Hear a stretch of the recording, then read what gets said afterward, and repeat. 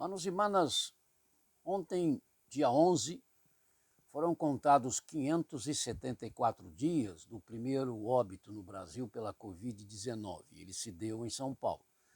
Desde então, registraram-se 601.213 mortes, ou 601.213 óbitos, com certeza uma contagem perfeita, mas é a oficial.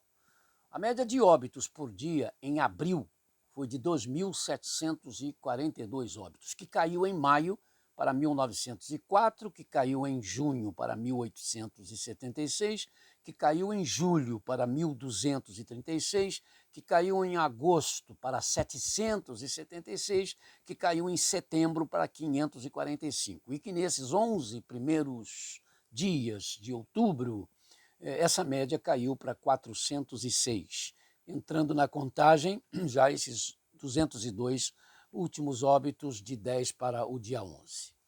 Neste dia, dito Dia da Criança, não há como não nos regozijarmos em Deus pelo culto dominical, pela manhã desse nosso último domingo, demonstrando em que pesem as limitações impostas pela pandemia, a exuberância das atividades com as nossas crianças. Deus seja louvado pelas vidas que se dedicam às nossas atividades com as nossas crianças. Deus seja louvado pela palavra oportuna, contextual, abençoadora da irmã Sirlene Capetini e da PIB do Lebron. Você orou hoje, pelo menos por alguém que está no grupo de oração da igreja, conforme a primeira letra do seu nome? O irmão Anderson e sua esposa, Valéria, e seu filho, graças a Deus já estão livres da Covid, já estão voltando às suas atividades naturais. Precisaram ficar um tempo, em quarentena por causa da enfermidade, mas graças a Deus não precisaram de internação. Meus amados, há fatos nos contados sobre o profeta Jeremias que nos obrigam a refletir sobre eles, porque suas lições e aplicações são, no mínimo, contundentes. Ser destinado desde o ventre da mãe para ser um profeta de Deus, Jeremias 1,5, é mesmo um fato da vida de Jeremias que provoca inevitáveis indagações, mas sejam quais forem as posições teológicas sobre isto, e aí há de se incluir também o apóstolo Paulo, fica determinado uma verdade.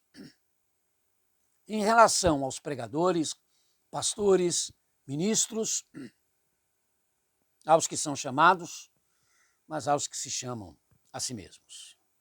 Ser perseguido por não falar o que as pessoas gostariam de ouvir, eis um outro fato desafiador ao nosso contexto de cada dia. Interessante o fato de Jeremias ter sido tirado do calabouço por um estrangeiro, Ebed-Meleque, porque ele começou a pregar aquilo que o povo de Judá não estava gostando de ouvir, que as autoridades de Israel ou de Judá não estavam gostando de ouvir e o rei não estava gostando de ouvir. Então ele foi jogado num calabouço e de lá foi tirado por um estrangeiro, esse Ebed-Meleque. Ebed-Meleque era um africano ligado ao rei da Etiópia, mas servindo na corte de Zedequias, o último rei de Judá.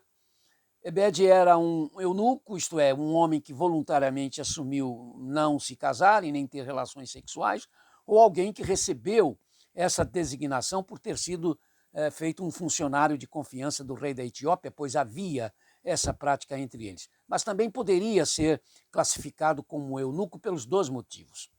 Mas o que se destaca é que o profeta foi tirado do calabouço por um estrangeiro e não por alguém do seu povo. Está claro. Deus não está preso ao que nós, seres humanos, achamos justo, lógico, correto. Com certeza, Deus é sempre justo, lógico e correto, mas a justiça de Deus, a sua lógica, a sua correção, nem sempre são o que nós chamamos de justiça, de lógica e correção.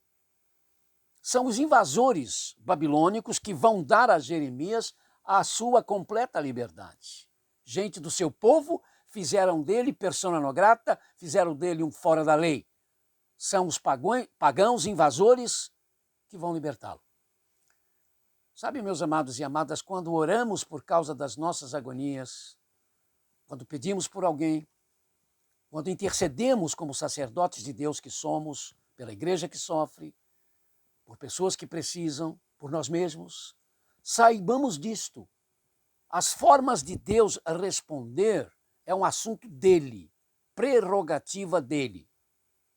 Expressou-se bem o nosso irmão Otávio na sua reflexão naquele domingo de aniversário do coro feminino, quando disse: Deus nos responde quando quer, onde e como quer. E Jeremias é uma prova cabal disto. Deus responde, Deus dá a resposta que quer, como quer e quando quer. Então, quando dizemos a Deus: ah, Senhor, quão grande é o mar e quão frágeis são os nossos barcos, tenhamos a consciência, tenhamos a percepção de que as águas poderão se tornar imensas até o tamanho que ele, Deus, achar que elas podem ter, até o tamanho que Deus acha que elas vão crescer, que os nossos barcos podem ser sacudidos até a situação que ele, o Senhor, sabe que eles precisam ser sacudidos. Porque em Jesus Cristo nós chegaremos a salvos na areia da forma, da maneira que ele sabe. É a forma, a maneira que nós precisamos chegar. Que Deus nos guarde a todos.